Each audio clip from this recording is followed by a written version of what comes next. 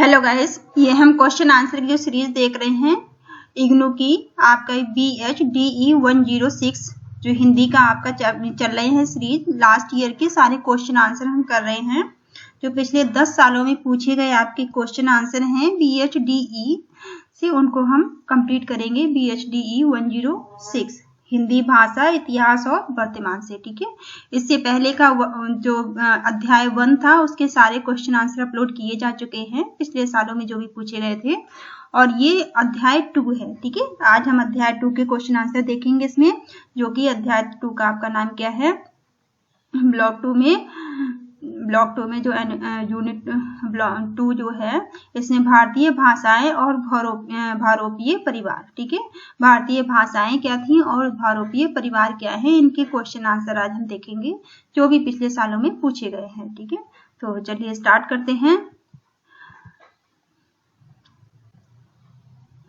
First question इसमें आपसे पूछा गया है कि भारत भाषा परिवार की संकल्पना को स्पष्ट करते हुए विश्व के भाषा परिवारों पर प्रकाश डालिए। ठीक है, आपसे ऐसे पूछा जा सकता है। ये सारे, अगर आप ये सारे वीडियो ध्यान से देख लेंगे तो इससे बाहर कोई क्वेश्चन आने वाला नहीं है। ठीक है, ये जितने भी पिछले 10 सालों में क्वेश्चन आए हैं वो सारे क्वेश्चन आंसर मैं आपको इसमें करा दूंगी, तो इससे बाहर कुछ नहीं आने वाला है। तो आप 1-2 बार वीडियो देख लीजिए, देख कर चले जाएंगे तो आप आराम से अच्छे नंबरों से आप पास हो जाएंगे, कोई दिक्कत की बात नहीं है।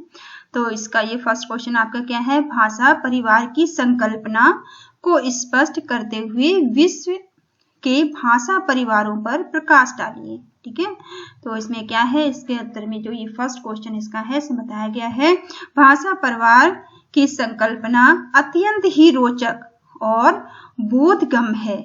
ठीक है, जो भाषा परिवार की जो संकल्पना है बहुत ही इसको रोचक बताया गया है और बोधगम्य भी बताया गया है इसको। ठीक है, हिंदी और गुजराती भाषाएं मिलती जुलती हैं। ठीक है, हिंदी जो भाषा है हमारी है और गुजरात की जो भाषा है, ये भाषाएं कैसी हैं, ये भाषाएं मिलती जुलती हैं।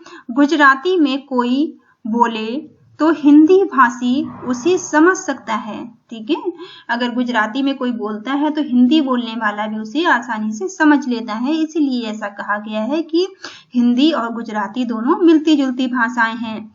भले ही गुजराती में उत्तर ना दे सके, ठीक है, ऐसा संभव हो सकता है कि आप गुजराती में उत्तर ना दे पाएं, लेकिन गुजराती को आप समझ सकते हैं अगर आप हिंदी जानते हैं तो।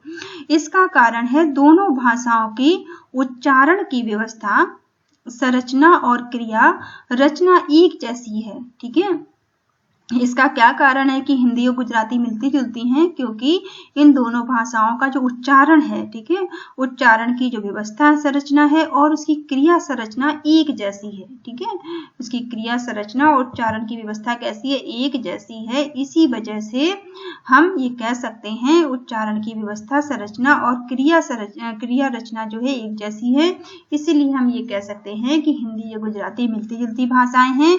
दोनों में कई शब्द समान है। ठीक है, इन दोनों में बहुत सारे शब्द कैसे होते हैं, बहुत सारे शब्द में समान होते हैं और दोनों भाषाएं एक मूल से निकलती हैं। ठीक है, दोनों ये भाषाएं किससे निकलती हैं, एक ही मूल से निकलती हैं। तो दोनों भाषाएं एक मूल से निकलती हैं, अर्थात दोनों एक परिवार की हैं। ठीक है, दोनों भाषाएं कैसी हैं, दोनों भाषाएं एक ही मूल से निकलती हैं और दोनों भाषाएं एक ही परिवार की हैं। जबकि कोई हिंदी भाषी और चीनी भाषी एक दूसरे को अपनी अपनी भाषा के माध्यम से समझ नहीं सकते।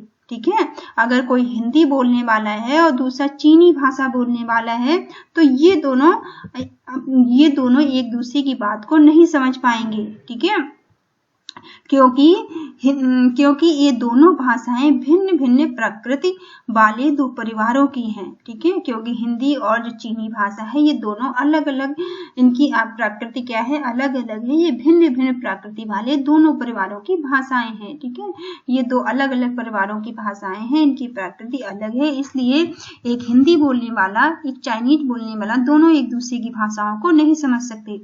जबकि अगर एक हिंदी जानने वाला है तो गुजराती भाषा को आराम से समझ लेगा कि ये दोनों गुजराती और हिंदी एक ही परिवार से आई हुई है। ठीक है, एक परिवार की भाषाओं में कई सामान्य बातें होती हैं। ठीक है। जो एक परिवार की भाषाएं होती हैं उसमें बहुत सारी सामान्य बातें होती हैं, कई सामान्य तत्व मिलते हैं, ठीक है, और इनमें कई सारे सामान्य तत्व भी मिलते हैं।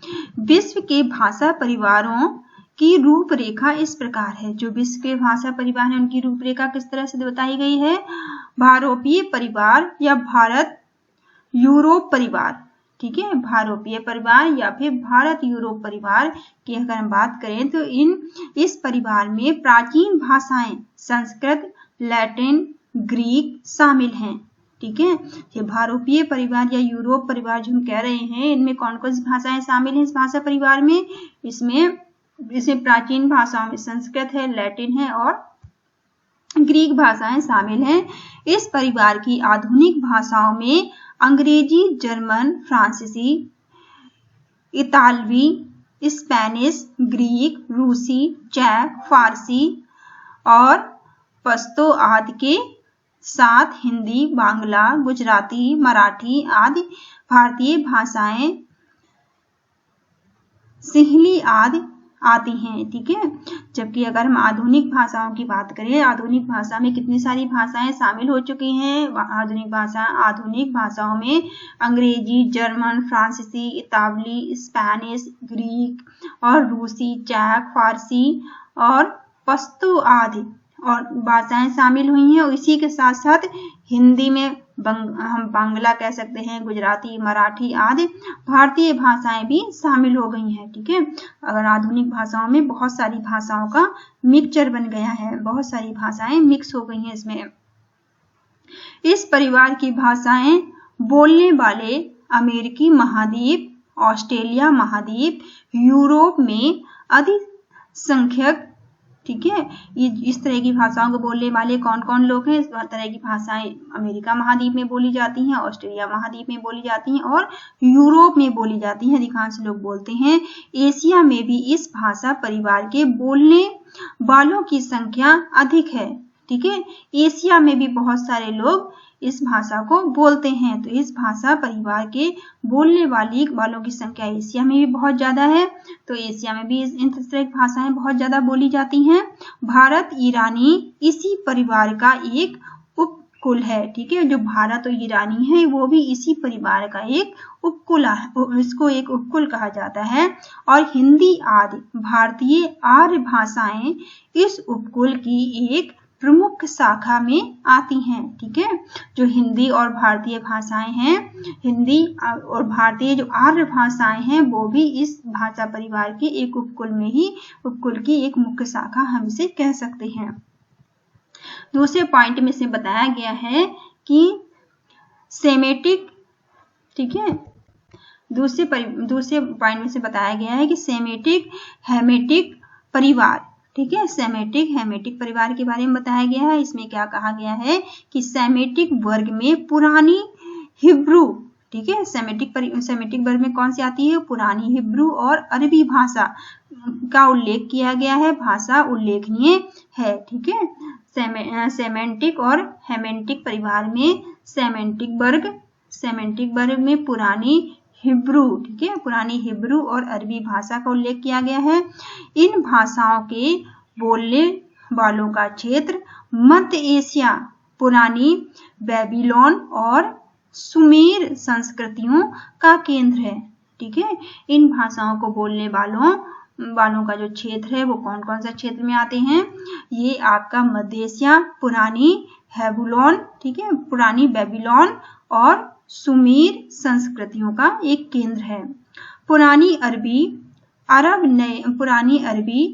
नए रूपों में, ठीक है, मध्य एशिया और उत्तरी अफ्रीका के कई देशों में बोली जाती है। जो पुरानी अरबी भाषा थी अब उसे नए रूप में मध्य एशिया और उत्तर अफ्रीका में बोला जाता है, ठीक है।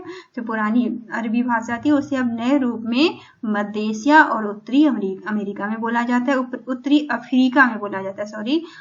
अफ्रीका और मध्य एशिया में पुरानी अरबी भाषा को अब बोला जाता है। हेमेटिक वर्ग की अगर हम बात करें तो हेमेटिक वर्ग की भाषाएं उत्तरी अफ्रीका के कई देशों में बोली जाती हैं, ठीक है। हेमेटिक वर्ग की जो भाषाएं हैं, हेमेटिक वर्ग की भाषाएं, जो हेमेटिक वर्ग की भाषाएं हैं, हेमेटिक वर्ग की भाषाएं उत्तरी अफ्रीका के कई देशों में बोली जाती हैं, ठीक है। उत्तरी अफ्रीका के कई देशों में बोली जाती हैं, जैसे हौजा इस वर्ग की मुख्य भाषा है, ठीक है। इस वर्ग की अगर मुख्य भाषा की बात करें तो कौन सी मुख्य भाषा है इस वर्ग की? हौजा। हौजा इस वर्ग की मुख्य भाषा है। उत्तरी अफ्रीका में जो हेमेटिक बोली जाती है, हेमेटिक वर्ग की भाषाएं बोली जाती है, उसकी मुख्य भाषा हौजा है, ठीक है। हौजा वर्ग की मुख्य भाषा है। नेक्स्ट है सूडानी, ठीक है। सूडानी भाषा परिवार, सूडानी भाषा परिवार, इसका क्षेत्र उत्तरी अफ्रीका में सूडानी तथा अन्य देश है, ठीक है। सूडानी भाषा परिवार जो है, इसका क्षेत्र, सूडानी भाषा परिवार का क्षेत्र उत्तरी अफ्रीका में सूडान तथा अन्य देश है, ठीक है। वास्तव में यह कई भिन्न भाषा परिवार का समूह है। वास्तव में ये क्या है? वास्तव में ये कई भिन्न भाषा परिवार का समूह है। नेक्स्ट में आपको क्या बताया गया है? नाइजर, ठीक है। नाइजर कांगो परिवार, नेक्स्ट आपको बताया गया है नाइजर कांगो परिवार। नाइजर कांगो परिवार में इसका क्षेत्र शेष अफ्रीका है, ठीक है। नाइजर कांगो परिवार जो है, इसका क्षेत्र क्या है? शेष अफ्रीका है। इसमें कई शाखाएं हैं, ठीक है। शेष अफ्रीका में कई सारी शाखाएं हैं। पश्चिमी अफ्रीकी शाखा में नाइजीरिया, जो पश्चिमी अफ्रीकी शाखा है उसमें क्या आता है? नाइजीरिया की कई भाषाएं हैं, ठीक है। पश्चिमी अफ्रीका शाखा में नाइजीरिया की कई सारी शाखाएं हैं। मध्य शाखा विस्तार के कारण ये जो महत्वपूर्ण है, ठीक है। ये महत्वपूर्ण क्यों है? क्योंकि मध्य शाखा विस्तार के कारण इसका महत्व बढ़ जाता है, ये महत्वपूर्ण हो जाती है। इनमें से स्वाहिली, ठीक है, इनमें से स्वाहिली और दक्षिणी अफ्रीकी की बुशमैन महत्वपूर्ण है, ठीक है। इसमें इसकी जो महत्वपूर्ण भाषाएं जो बताई गई हैं दो, एक तो स्वाहिली है और दूसरी दक्षिणी अफ्रीका की कौन है? बुशमैन है। महत्वपूर्ण है ये इसकी ये भाषाएं अब रोमन में लिखी जा रही हैं, ठीक है। ये इस तरह की जो भाषाएं हैं ये किस में लिखी जा रही हैं? ये अब रोमन में लिखी जा रही हैं और इनमें आधुनिक युग में साहित्य की रचना हो रही है। और आधुनिक युग में इसमें क्या हो रहा है? साहित्य की रचना इन भाषाओं में की जा रही है। नेक्स्ट पॉइंट इसमें दिया गया है यूरल, ठीक है। यूरल अल्टाइक परिवार, ठीक है। नेक्स्ट इसमें क्या है? अब इसमें यूरल अल्टाइक परिवार है। इस परिवार के दो मुख्य वर्ग हैं। तो यूरल अल्टाइक परिवार है, यूरल अल्टाइक परिवार के दो मुख्य वर्ग हैं। फिनलैंड, ठीक है। एक तो इसमें फिनलैंड दिया गया है, फिनलैंड अग्रिक वर्ग, ठीक है। फिनलैंड अग्रिक वर्ग में फिनलैंड की भाषा है। फिनलैंड अग्रिक वर्ग में किसकी भाषा है? फिनलैंड की भाषा है। और हंगेरी की भाषा है, और हंगरी की भाषा यहाँ पे आती है, हंगरी की भाषा आती है। अल्टाइक वर्ग में तुर्की, ठीक है। अल्टाइक वर्ग में किसकी भाषा आती है? तुर्की। मंगोल भाषा, अल्टाइक वर्ग में तुर्की भाषा आती है, मंगोल भाषा और मंचू भाषा आती है, ठीक है। अल्टाइक वर्ग में किस किस भाषा आती है? तुर्की भाषा, मंगोल भाषा और मंचू भाषा आती है। इसका दूसरा और नेक्स्ट इसका पॉइंट क्या दिया गया है? द्रविड़ भाषा परिवार, ठीक है। द्रविड़ भाषा परिवार में क्या है? अब द्रविड़ भाषा परिवार में इस परिवार की भाषाएं दक्षिण भारत में बोली जाती हैं। जो द्रविड़ भाषा परिवार है, द्रविड़ भाषा परिवार की भाषाएं किसमें बोली जाती हैं? दक्षिण भारत में बोली जाती हैं, जिनमें तमिल, तेलुगु, ठीक है। इनमें क्या क्या आता है? तमिल, तेलुगु, कन्नड़, मलयालम आदि भाषाएं शामिल हैं। कौन कौन सी भाषाएं इसमें शामिल हैं? तमिल, तेलुगु, कन्नड़ और मलयालम भाषाएं इसमें शामिल होती हैं। इन भाषाओं में संस्कृत और अरबी फारसी के हजारों शब्द हैं, ठीक है। इन भाषाओं में बहुत सारे शब्द किसके यूज किए गए हैं? संस्कृत और अरबी फारसी के बहुत सारे शब्द यूज किए गए हैं, जिसके कारण ये आर्य भाषाओं के निकट हैं, ठीक है। ये अरबी भाषाई शब्दों के कारण ही ये भाषाएं आर्य भाषा के निकट हैं। नेक्स्ट पॉइंट है चीनी तिब्बती परिवार, ठीक है। इसका नेक्स्ट पॉइंट क्या है? चीनी तिब्बती परिवार। चीनी तिब्बती परिवार में क्या बताया गया है कि चीनी और तिब्बती भाषाएं, ठीक है, जो चीनी और तिब्बती भाषाएं हैं इस वर्ग की प्रमुख भाषाएं हैं। चीनी और तिब्बती भाषाएं इस वर्ग की प्रमुख भाषाएं हैं। साथ ही इसमें म्यांमार की बर्मी, ठीक है, साथ ही इसमें म्यांमार की बर्मी आदि भाषाएं हैं। चीन की संस्कृत प्राचीन और उन्नत है। ठीक है, चीन की संस्कृत कैसी है? चीन की संस्कृत जो है प्राचीन और उन्नत है। चीनी भाषा की लिपि चित्रात्मक है। चीनी भाषा की लिपि कैसी है? चीनी भाषा की लिपि चित्रात्मक है। हर शब्द का एक वर्ण वाली है। ठीक है, हर शब्द का एक वर्ण वाली है। अध्ययन की दृष्टि से, अगर हम अध्ययन की दृष्टि से इसे देखा जाए, अध्ययन की दृष्टि से जटिल है। ठीक है, अध्ययन की दृष्टि से ये भाषा कैसी है? ये भाषा थोड़ी जटिल हो जाती है। तिब्बत में कई प्राचीन बौद्ध धर्म ग्रंथ उपलब्ध हैं। ठीक है, तिब्बत में क्या है? तिब्बत में बहुत सारे प्राचीन धर्म ग्रंथ उपलब्ध हैं। भारत के पूर्वी क्षेत्र, जो भारत के पूर्वी क्षेत्र हैं, भारत के पूर्वी क्षेत्र में इस परिवार की कई भाषाएं बोली जाती हैं। ठीक है, भारत के पूर्वी क्षेत्र हैं, भारत के पूर्वी क्षेत्रों में इस परिवार की बहुत सारी भाषाएं बोली जाती हैं, जैसे गारो। ठीक है, कैसे जो भाषाओं के नाम है, एक तो ये हो गया आपका गारो, बाड़ो आदि। ठीक है, गारो, बाड़ो आदि कई सारी भाषाएं पूर्वी क्षेत्र में, भारत के पूर्वी क्षेत्र में बोली जाती हैं। पहाड़ी भाषाएं, और क्या है? पहाड़ी भाषाएं, अरुणाचल की भाषाएं। ठीक है, पहाड़ी भाषाएं, अरुणाचल की भाषाएं और मिजो, मणिपुरी आदि इस परिवार की भारतीय भाषाएं हैं। ठीक है, तो इस प्रकार से ये कई सारी भाषाएं हैं जो अलग अलग बोली जाती हैं। नेक्स्ट पॉइंट आपका क्या है? ऑस्ट्रो एशियाटिक परिवार। नेक्स्ट क्या है? ऑस्ट्रो एशियाटिक परिवार। इस परिवार का क्षेत्र भारत से लेकर पूर्व एशिया में इंडो चीन तक है।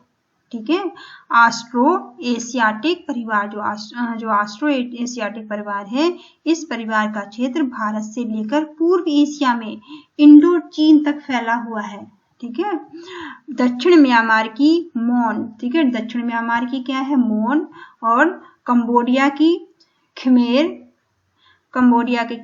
और वियतनामी इस वर्ग की भाषाएं हैं। ठीक है, वियतनामी इस वर्ग की क्या है? भाषाएं हैं। मेघालय की खासी भाषा। मेघालय की भाषा कौन सी है? खासी। और निकोबार की निकावारी याद है। ठीक है, निकोबार की क्या है? निकावारी याद है। इन भाषा परिवार की भाषाएं हैं, भारतीय भाषा परिवार की सारी भाषाएं हैं। नेक्स्ट पॉइंट में आपको बताया गया है कि मलाय पारिनेशियन। ठीक है, मलाय पारिनेशियन परिवार की भाषाओं के बारे में यहाँ पे बताया गया है, जो कि इस परिवार में 2 वर्ग हैं। ठीक है, इस परिवार के कितने वर्ग हैं? 2 वर्ग हैं, 2 वर्ग आते हैं इसके। कौन सी परिवार के? मलाय पालिनेशन। ठीक है, पालिनेशन के परिवार के 2 वर्ग आते हैं। कौन कौन से 2 वर्ग? चलिए देखते हैं। मलाय वर्ग, पहला क्या है? मलाय वर्ग में मलाया की भाषा मलाय और इंडोनेशिया की भाषा इंडोनेशियन आती है। ठीक है, यहाँ कौन कौन सी भाषाएं आती हैं? इंडोनेशिया की भाषा, यहाँ पर मलाय आती है, मलाय की भाषा मलाया भाषा आती है, मलाया की भाषा मलाय है, और इंडोनेशिया की भाषा इंडोनेशियन आती है। ठीक है, और पॉलिनेशियन वर्ग में न्यूजीलैंड। ठीक है, पॉलिनेशियन जो पॉलिनेशियन वर्ग है, इसमें कौन सी आती है? इसमें न्यूजीलैंड से हवाई। ठीक है, न्यूजीलैंड से हवाई द्वीप समूह तक की कई भाषाएं आती हैं। न्यूजीलैंड से हवाई द्वीप तक की बहुत सारी इसमें भाषाएं आती हैं। नेक्स्ट पॉइंट दिया हुआ है आपको अमेरिकी भाषाएं। अमेरिकी भाषाएं में क्या क्या है? मूल अमेरिकी निवासी, जो मूल अमेरिका के ही रहने वाले लोग हैं, वो अमेरिकी भाषाएं बोलते हैं। ठीक है, जो मूल रूप से जो अमेरिका के ही निवासी हैं, वो कैसी भाषाएं बोलते हैं? वो अमेरिकी भाषा बोलते हैं।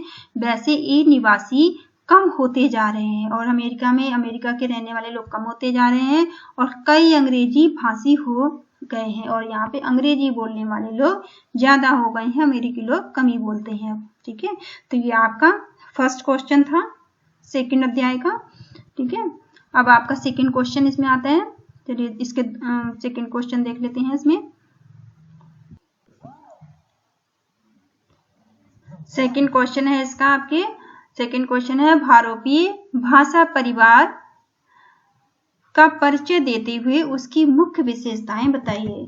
ठीक है, यहाँ आपका जो भारोपीय भाषा परिवार का परिचय पूछा है और उसकी मुख्य विशेषताएं पूछी हैं। आपसे क्वेश्चन ऐसे ही पूछ सकते हैं कि भारोपीय भाषा परिवार का परिचय देते हुए उसकी मुख्य विशेषताएं बताइए, या फिर ऐसे पूछा जा सकता है आपसे भारोपीय भाषा परिवार का सविस्तार विवेचन कीजिए, या फिर कुछ भी नहीं। आप सिर्फ याद रखिए कि अगर ये भारोपीय भाषा परिवार से अगर कोई क्वेश्चन आता है तो आपको जो आपका आंसर दिया गया है इससे ही आपको लिखना है। ठीक है, जितना भी आप 1-2 बार वीडियो सुनेंगे, जितना भी आपको याद रहता है उतना जाके आप लिख दीजिएगा, अगर ये भारोपीय भाषा परिवार से कोई भी क्वेश्चन बनता है तो। ठीक है, चलो स्टार्ट करते हैं। इसमें क्या दिया गया है कि भारोपीय परिवार, ठीक है, भारोपीय परिवार संसार का सर्वाधिक महत्वपूर्ण परिवार है। ठीक है, जो भारोपीय परिवार है ये संसार का सबसे ज्यादा महत्वपूर्ण परिवार है। यह परिवार संसार के बहुत बड़े भूभाग में फैला हुआ है। ठीक है, जो ये भारोपीय भाषा परिवार है ये संसार का सबसे बड़ा परिवार है और ये बहुत बड़े हिस्से में फैला हुआ है। ठीक है, यह परिवार संसार के बहुत बड़े भूभाग में फैला हुआ है। संसार में कई ऐसे भाग नहीं है, संसार में कोई भी ऐसा भाग नहीं है, संसार का कोई ऐसा हिस्सा नहीं है जहां इस परिवार की भाषाएं ना बोली जाती हों। ठीक है, कोई भी ऐसा भाग नहीं है, कोई ऐसा हिस्सा नहीं है जहां पर कि इसकी भाषाएं ना बोली जाती हों। संसार में इसकी भाषाएं बोलने वालों की संख्या भी सबसे अधिक है। ठीक है, जो भारोपीय भाषा है परिवार है ये इस भाषा को बोलने वालों की संख्या भी सबसे ज्यादा है। तो संसार में इसकी भाषाएं बोली जाने वालों की जो संख्या है वो सबसे ज्यादा है। ठीक है, तो आप बता सकते हैं कि भारोपीय परिवार है संसार का सबसे महत्वपूर्ण परिवार है और ये परिवार संसार के बहुत बड़े भूभाग में फैला हुआ है। ठीक है, संसार का कोई भी ऐसा हिस्सा नहीं है जहां की इसका अस्तित्व ना हो, जहां इस तरह की भाषाएं ना बोली जाती हो। संसार में इसकी भाषाएं बोलने वालों की संख्या भी सबसे ज्यादा अधिक है। ठीक है, अतः जनसंख्या और व्यापकता की दृष्टि, अगर हम जनसंख्या और व्यापकता की दृष्टि से देखें से यह परिवार संसार में अन्य भाषा परिवारों को बहुत पीछे छोड़ देता है। ठीक है, अगर हम जनसंख्या की दृष्टि से देखें या इसकी व्यापकता को देखें, इस दृष्टि से देखें तो ये परिवार अन्य भाषाओं को बहुत ही पीछे छोड़ देता है। साहित्यिक दृष्टि से भी, ठीक है, अगर हम साहित्य की दृष्टि से देखें तो साहित्यिक दृष्टि से भी इस परिवार की समृद्धि किसी दूसरी भाषा से अधिक है। ठीक है, अगर हम साहित्य की बात करें तो साहित्य में भी इसकी बहुत ज्यादा ये साहित्य में फैली हुई है। साहित्य की दृष्टि से भी इस परिवार की समृद्धि किसी दूसरी भाषा से अधिक है, जितना विविध और जितना उत्कृष्ट साहित्य भारत यूरोपीय परिवार का है। ठीक है, जितना ज्यादा प्राचीन, जितना विविध और जितना उत्कृष्ट साहित्य भारत यूरोपीय परिवार का है उतना और उसी भाषा परिवार का नहीं है। ठीक है, उतना किसी भी भाषा परिवार का नहीं है जितना कि भारतीय यूरोपीय भाषा परिवार है। लैटिन, ग्रीक, संस्कृत, हिंदी जैसे, ठीक है, लैटिन, ग्रीक और संस्कृत, हिंदी जैसे साहित्यिक दृष्टि से संपन्न भाषाएं इसी परिवार की हैं। ठीक है, जो भी हम लैटिन की बात करें या फिर ग्रीक या संस्कृत या हिंदी की बात करें, ये भी जो साहित्य है, साहित्य की दृष्टि से संपन्न भाषाएं इसी परिवार की हैं। ठीक है, सभ्यता और संस्कृत की दृष्टि से भी इस परिवार के भाषी अन्य भाषियों से आगे हैं। ठीक है, अगर हम सभ्यता की बात करें, संस्कृत की बात करें तो इस दृष्टि से भी इस परिवार के जो भाषी मतलब भाषा बोलने वाले हैं, अन्य भाषा भाषियों और दूसरी भाषा जो बोलने वाले हैं उनसे काफी ज्यादा आगे हैं, इनसे बहुत आगे ये है। ठीक है, इसमें संस्कृत, अंग्रेजी, जर्मनी, फ्रांसीसी और एवं रूसी भाषाएं अग्रणी हैं। इसमें कौन कौन सी भाषाएं आती हैं? संस्कृत, अंग्रेजी, जर्मनी, फ्रांसीसी और रूसी भाषाएं भी इनमें आगे हैं, अग्रणी हैं। इनमें विद्यमान वैज्ञानिक साहित्य भी अप्रतिम है। ठीक है, इसमें विद्यमान जो वैज्ञानिक साहित्य है, साहित्य भी अप्रतिम है। विगत शताब्दियों में विज्ञान के क्षेत्र में जो प्रगति हुई है, ठीक है, विज्ञान के क्षेत्र में जो प्रगति हुई है, जो विज्ञान आगे बढ़ा है, वह इसी परिवार की भाषाओं द्वारा हुआ है। यहाँ तक कि विज्ञान की जो प्रगति हुई है वो भी इन्हीं भाषाओं से हुई है। ठीक है, भारतीय परिवार की भाषाओं के महत्व का प्रमुख कारण, जो भारतीय परिवार की भाषा है, इनके महत्व का जो मुख्य कारण है वो राजनीतिक प्रभुत्व है। राजनीतिक प्रभुत्व यूरोप के देशों ने संसार के बहुत बड़े भूभाग में राजनीतिक सत्ता कायम की। ठीक है, जो राजनीतिक प्रभुत्व के कारण ही ये इतना आगे बढ़ा है। राजनीतिक प्रभुत्व यूरोप के देशों ने संसार के बहुत बड़े भूभाग में राजनीतिक सत्ता कायम की है और बहुत सारे देशों को अपना उपनिवेश बनाया है। ठीक है, और बहुत सारे देशों को इसने क्या बनाया है, अपना उपनिवेश बनाया है। स्वभाव उपनिवेश में शासक भाषा अपनाई गई है। ठीक है, इसमें क्या है, इसके स्वभाव में उपनिवेश में शासक भाषा को अपनाया गया है और इनके प्रचार प्रसार का उपयुक्त अवसर मिला है। ठीक है, इनके प्रचार प्रसार में भी उपयुक्त अवसर मिला है। उत्तरी अमेरिका में अंग्रेजी, फ्रांसीसी और स्पेनिश, दक्षिण अमेरिका में स्पेनी और पुर्तगाली, दक्षिण अफ्रीका, ऑस्ट्रेलिया, न्यूजीलैंड में अंग्रेजी और इंडोनेशिया में डच भाषा का प्रचार राजनीतिक के कारण हुआ है।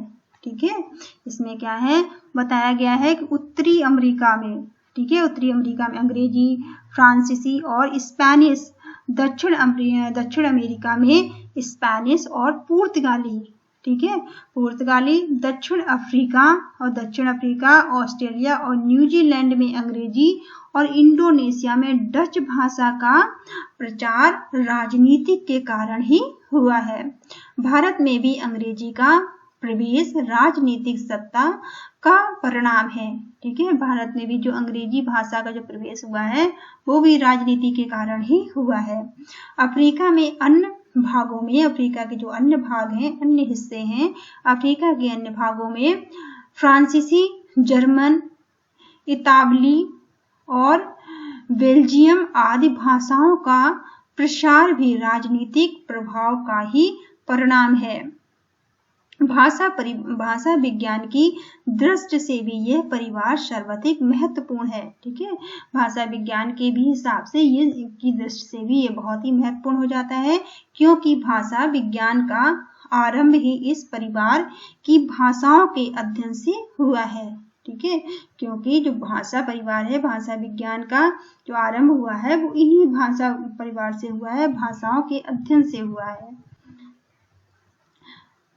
भारतीय परिवार की भाषाओं के 8 वर्ग हैं। ठीक है, अगर आपसे पूछा जाए कि भारतीय भाषा परिवार के कितने वर्ग हैं तो आप याद रखेंगे कि 8 वर्ग हैं। ठीक है, इन्हें हम 2 वर्गों या फिर समूह में बांट सकते हैं। ए है कैंटूम, ठीक है, कैंटूम वर्ग तथा सतम वर्ग। क्या कह सकते हैं इन्हें, कैंटूम वर्ग या फिर सतम वर्ग। इस वर्गीकरण का आधार यह है, इसका आधार क्या है इस वर्गीकरण का आधार यह है कि कैंटूम वर्ग की जो भाषाएं हैं, भाषाओं में कई शब्द आते हैं। कैंटूम वर्ग की भाषाओं में बहुत सारे शब्द आते हैं और सतम वर्ग में उन्हीं शब्दों को का के स्थान पर शा, ठीक है, इसमें क्या है, का के स्थान पर शा का इस्तेमाल किया जाता है, प्रयोग किया जाता है, अर्थात श के लिए लैटिन शब्द है। ठीक है, और संस्कृत भाषा में सतम है। भारतीय परिवार के वर्ग तथा उनकी 8 प्रमुख शाखाएं हैं। ठीक है, भारतीय परिवार के वर्ग हैं, उनकी 8 प्रमुख शाखाएं हैं। चलिए देखते हैं इसकी क्या क्या 8 शाखाएं हैं। 8 शाखाएं इनकी कौन कौन सी दी गई हैं। देखिए बहुरूपीय परिवार, ठीक है। बहुरूपीय परिवार में इन्होंने मैंने पहले तो बताया है बहुरूपीय परिवार में कि आपका पहला कैंटूम वर्ग आता है, ठीक है, और दूसरा सप्तम वर्ग आता है, ठीक है। कैंटूम वर्ग में इसमें कैंटूम वर्ग में क्या क्या दिया है, केल्टिक, ठीक है। कैंटूम वर्ग में पहला क्या आता है, केल्टिक आता है, दूसरा जर्मेनिक आता है, ठीक है। केल्टिक, जर्मेनिक और इटैलिक, फिर क्या आता है, इटैलिक आता है और ग्रीक आता है, ठीक है। ये कैंटूम वर्ग में क्या क्या आता है, कैंटूम वर्ग में केल्टिक आता है, केल्टिक आता है और दूसरा कौन सा है, जर्मनिक आता है और इटैलिक, ठीक है, इटैलिक और ग्रीक आता है। ये किसके अंदर आता है, बहुरूपीय परिवार के अंदर, जो कि कैंटूम वर्ग है। दूसरा क्या है, सप्तम वर्ग। सप्तम वर्ग में क्या क्या आता है, देखिए सप्तम वर्ग में अल्बेनियम, ठीक है। सप्तम वर्ग में क्या है, अल्बेनियम आता है और दूसरा क्या है, आर्मीनियम, ठीक है। दूसरा क्या है, आर्मीनियम आता है और तीसरा बाल्टो स्लाविक, ठीक है। तीसरा क्या आता है, बाल्टो स्लाविक आता है और चौथा है भारत ईरानी, ठीक है। भारत ईरानी आती है। इसको आप इस चित्र को आप याद कर लेंगे अच्छी तरह से। अगर ऐसा कोई क्वेश्चन आता है तो आप इस चित्र को बना देंगे और थोड़ा बहुत भी अगर आप लिख दोगे तो आपको पूरे नंबर मिलेंगे, ठीक है। तो इसको जरूर आप अच्छे से याद कर लेना और बाकी आप एक दो बार वीडियो सुनेंगे तो जब जितना याद रहेगा उतना लिख देना, जाके आपको पूरे नंबर मिल जाएंगे, ठीक है। अब यहाँ पे आपको कैंटूम वर्ग को यहाँ एक्सप्लेन किया गया है। तो कैंटूम वर्ग जो है, इसके जो 8 पार्ट है इनको यहाँ बताया गया है। केल्टिक, ठीक है। केल्टिक में इस उप परिवार की प्राचीन भाषा केल्टिक थी, ठीक है। इस उप परिवार की जो प्राचीन भाषा थी वो क्या थी, केल्टिक थी, ठीक है।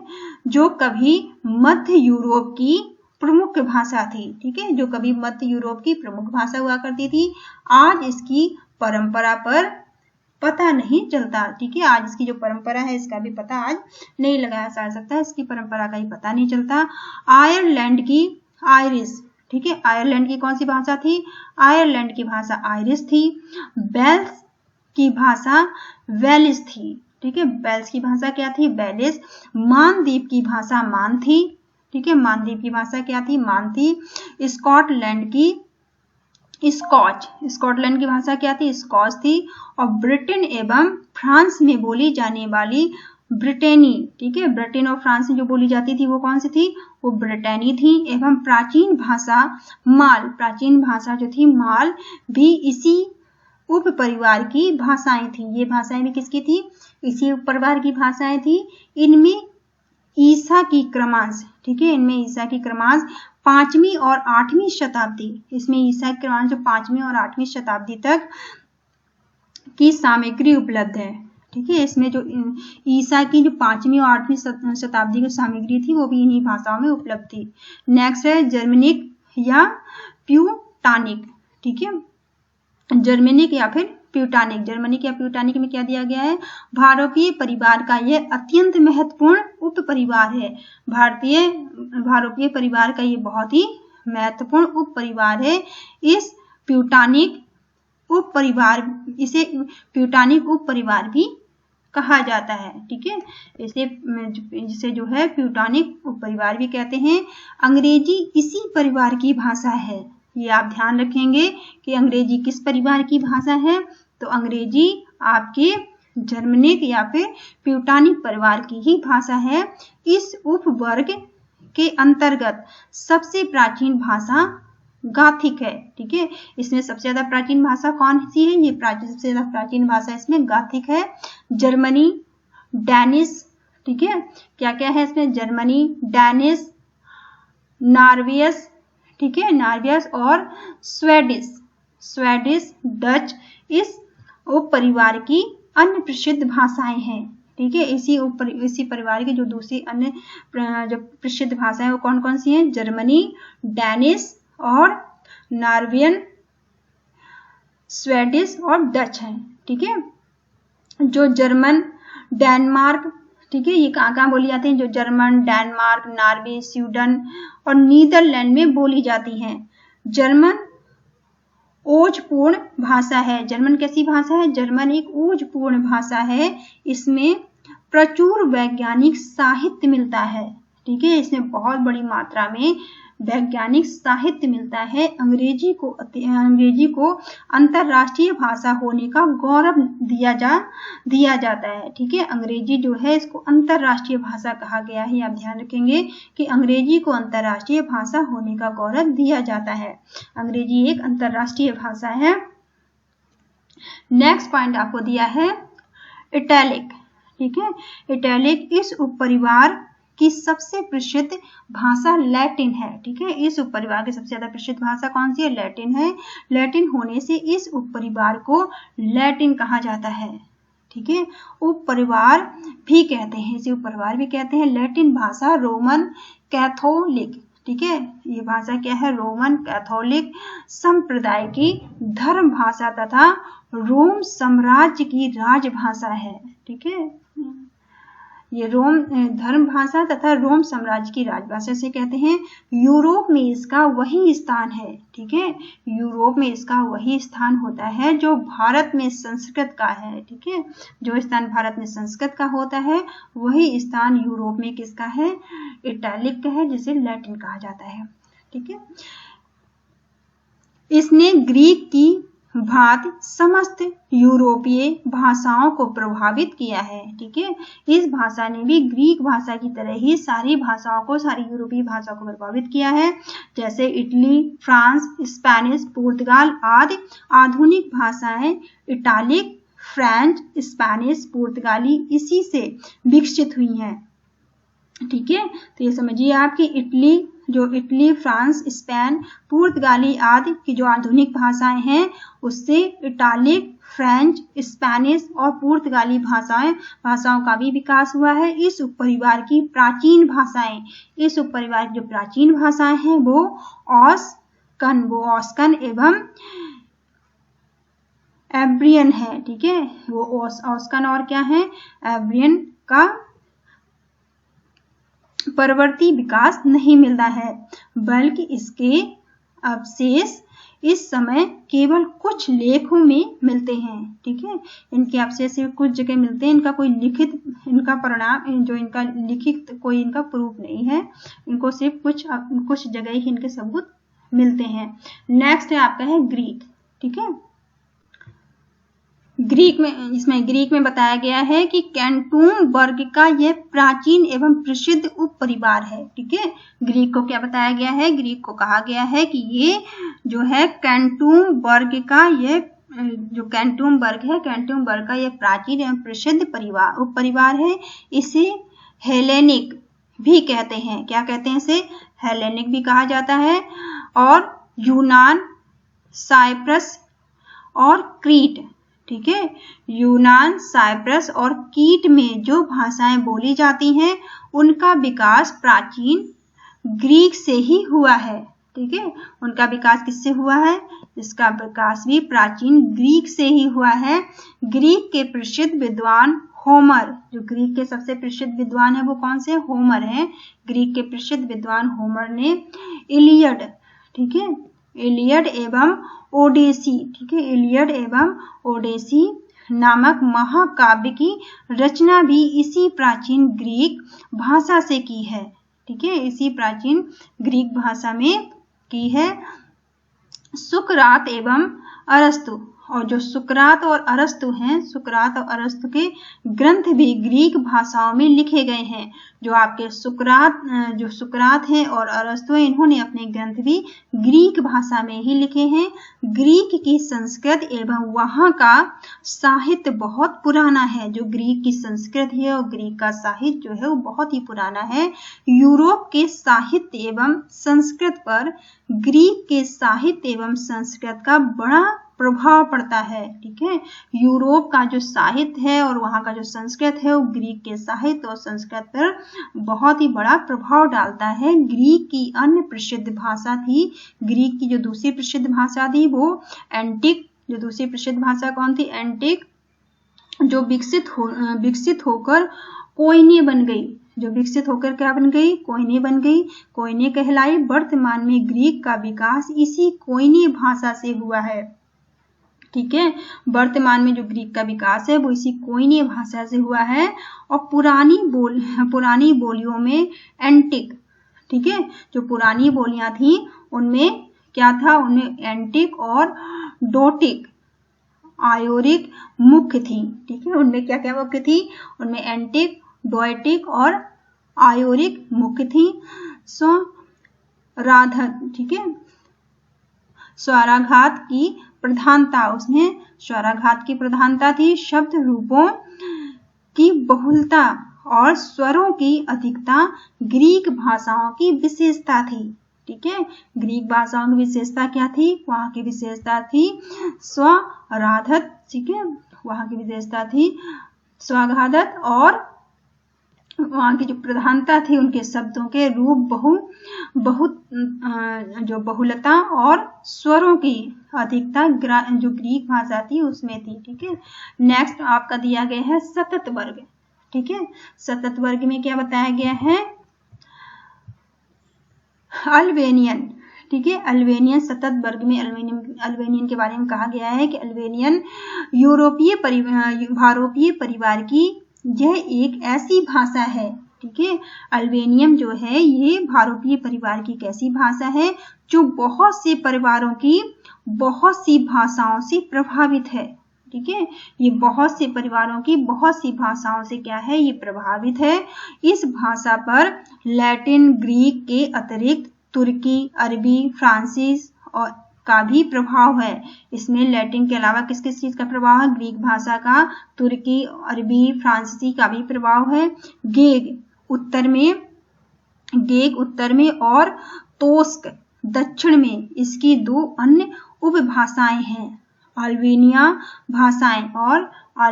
भाषाएं। पश्चिमोत्तर ग्रीक और पश्चिमोत्तर में ग्रीक और एड्रियाटिक सागर के पूर्वी किनारे पर बोली जाती थी, ठीक है। एड्रियाटिक सागर के पूर्वी किनारे पर बोली जाती थी। इसमें अन्य भाषाओं के शब्दों की बहुलता के कारण मूल अल्बेनिया का पता लगाना कठिन है, ठीक है। इसमें मूल अल्बेनिया का पता लगाना कठिन है। पहले इसकी गणना किसके में की जाती थी, ग्रीक शाखा के अंतर्गत होती थी। पहले इसकी गणना जो थी वो किसके अंतर्गत होती थी, ग्रीक भाषा के अंतर्गत होती थी। लेकिन आज यह एक स्वतंत्र भाषा है, लेकिन अब क्या है, ये एक स्वतंत्र भाषा बन चुकी है, ठीक है। आर्मीनियन की भाषा आर्मीनियन है, ठीक है। आर्मीनियन की भाषा क्या है, आर्मीनियन की भाषा आर्मीनियम है और आर्मीनियन भाषाएं केसस पर्वत के दक्षिणी भाग में और कृष्ण सागर के पूर्वी तट पर एक छोटे से प्रदेश में बोली जाती हैं, ठीक है। ये आर्मीनियन भाषाएं हैं। आर्मीनियन की भाषा आर्मीनियन है, आर्मीनियन की भाषा क्या है, आर्मीनियन है। और आर्मीनियन भाषाएं केसस पर्वत के दक्षिणी भाग में और कृष्ण सागर के पूर्वी तट पर एक छोटे से प्रदेश में बोली जाती हैं।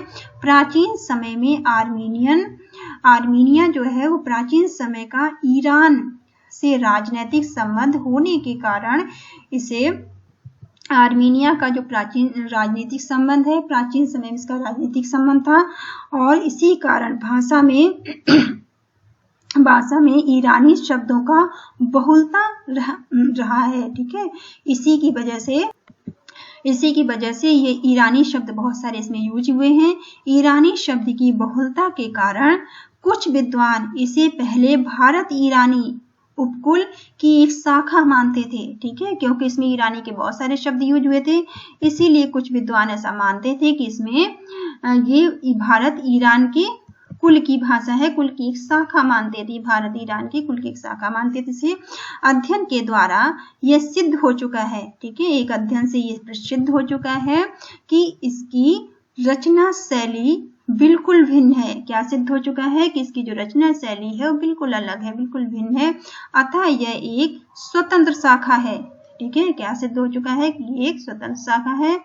आर्मीनी में व्याकरणगत लिंग भेद नहीं है। ठीक है, आर्मीनी में व्याकरणगत लिंग भेद नहीं है। ईरानी के अतिरिक्त ग्रीक और सामी का प्रभाव है। ठीक है, ईरानी के अतिरिक्त इसमें किसका प्रभाव है? ग्रीक और सामी का भी प्रभाव है। ठीक है, नेक्स्ट पॉइंट इसमें दिया गया है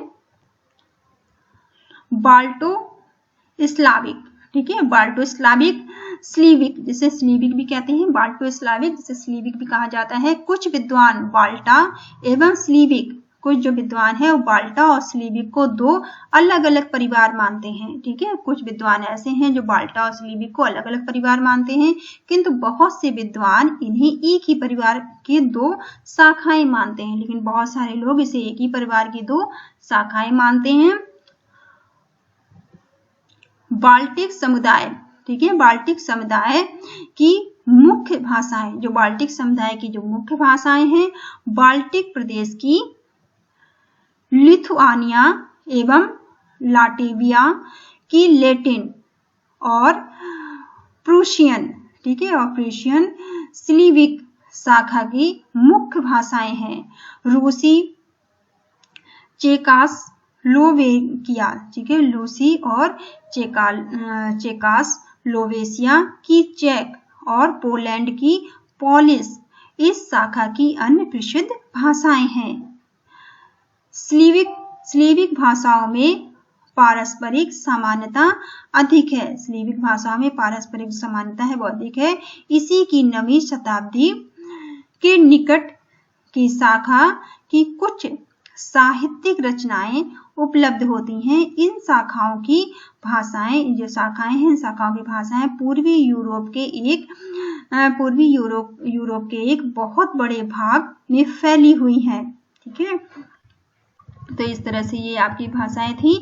और थोड़ा सा और, ये वीडियो बहुत बड़ा हो रहा है, ये क्वेश्चन इसमें कवर कर दूं, थोड़ा सा और बचाइए। ठीक है, नेक्स्ट पॉइंट इसमें भारत ईरानी उपकुल। ठीक है, भारत ईरानी उपकुल में क्या बताया गया है? भारत ईरानी उपकुल में भारत ईरानी शाखा को आर्य शाखा भी कहते हैं। ठीक है, आप ध्यान रखें कि भारत ईरानी शाखा को एक आर्य शाखा भी कहा जाता है। ये उपकुल सतत समुदाय का महत्वपूर्ण उप परिवार है। ठीक है, ये उपकुल सतत समुदाय का एक महत्वपूर्ण परिवार है। यह शाखा ईरान से लेकर सारे उत्तर भारत के विशाल भूभाग तक विस्तृत है। ठीक है, ये पूरे उत्तर भारत के विशाल भूभाग तक फैली हुई है। भारत और ईरान के आर्यों की भाषा होने से इसे भारत ईरानी उपकुल माना जाता है। क्या माना जाता है? इसे भारत ईरानी उपकुल माना जाता है। इस उपपरिवार की संस्कृत भाषा संसार की अत्यंत प्राचीन भाषा में से एक है। ठीक है, ये संस्कृत भाषा की सबसे ज्यादा प्राचीन भाषाओं में से एक मानी जाती है। इसे आप याद रखेंगे। मुख्य विशेषताएं क्या है इसकी? यह परिवार मूलतः शिलिष्ट योगात्मक भाषाओं का रहा है। ठीक है, यह परिवार मुख्य रूप से शिलिष्ट योगात्मक भाषाओं का रहा है। अब इसकी अनेक भाषा व्योगात्मक हो गई है। अब इसकी बहुत सी भाषाएं कैसी हो गई हैं? व्योगात्मक हो गई हैं। इसमें प्रत्येक मुख्यतः दो प्रकार से मिलते हैं। ठीक है, इसके प्रत्ययन मुख्यतः दो प्रकार से मिलते हैं, पूर्व और पर। ठीक है, कैसे मिलते हैं? पूर्व और पर से मिलते हैं। इन्हें संस्कृत उपसर्ग और प्रत्यय कहते हैं। इन्हें क्या कहते हैं? संस्कृत के उपसर्ग और प्रत्यय कहा जाता है।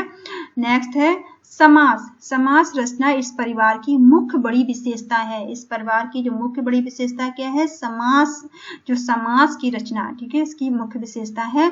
नेक्स्ट है ध्वनि की दृष्टि से यह परिवार बहुत अधिक संपन्न है। ध्वनि की बात करें तो ध्वनि के हिसाब से जो ये परिवार है ये बहुत ज्यादा प्रसिद्ध है, बहुत ज्यादा संपन्न है। आज भी इसकी भाषाओं में कल्प प्राण, महाप्राण, ठीक है, क्या क्या? अल्प प्राण, महाप्राण, घोष, अघोष, बहुमुखी और अंतर्मुखी तथा प्राय अधिकतर संभवतः उच्चारण स्थानों से उच्चारित होने वाली ध्वनियां मिलती हैं। ठीक है, तो यहाँ पे आपके ये दो क्वेश्चन आपके कंप्लीट होते हैं।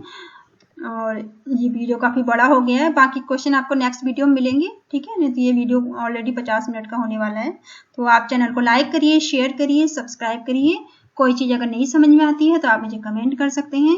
आप किसी और सब्जेक्ट का भी अगर वीडियो बनवाना चाहते हैं तो आप मुझे कमेंट करके बता सकते हैं। ठीक है, thank you all of you, thank you for watching.